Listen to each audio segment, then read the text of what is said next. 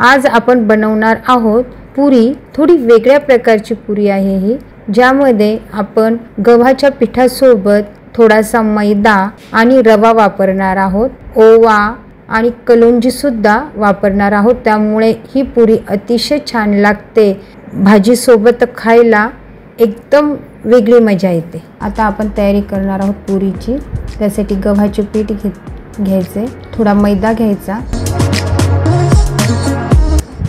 आणि थोडा रवा। अशा प्रकारची पुरी आज आपण बनवणार आहोत। थोडा ओवा घ्यायचा आणि थोडेसे तेल टाकून घेतले, थोडीशी हळद, मीठ टाकून घ्यायचे आणि थोडे थोडे पाणी टाकून पीठ मळून घ्यायचे।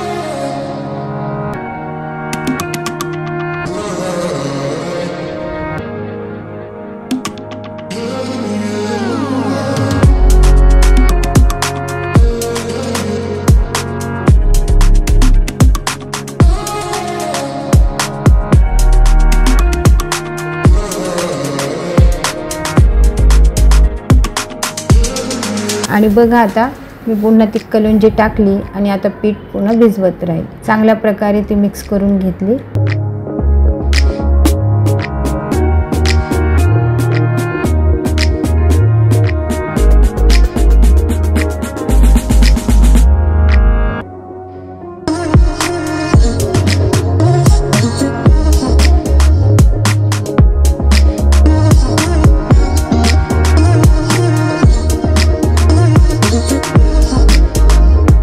थोडेसे तेल टाकून पिठाला शेवटी मळून घेतले आणि 10-15 मिनिटासाठी ठेवून दिले होते।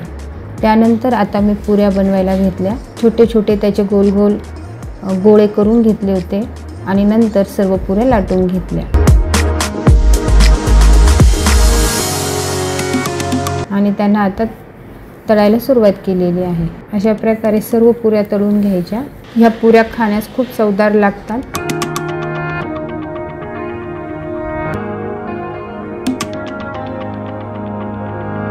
आजचा हा व्हिडिओ तुम्हाला कसा वाटला कमेंटमध्ये कमेंट करून अवश्य मला कळवा। व्हिडिओ आवडल्यास शेअर करा, लाईक करा आणि माझ्या चॅनलला सबस्क्राईब करा। धन्यवाद।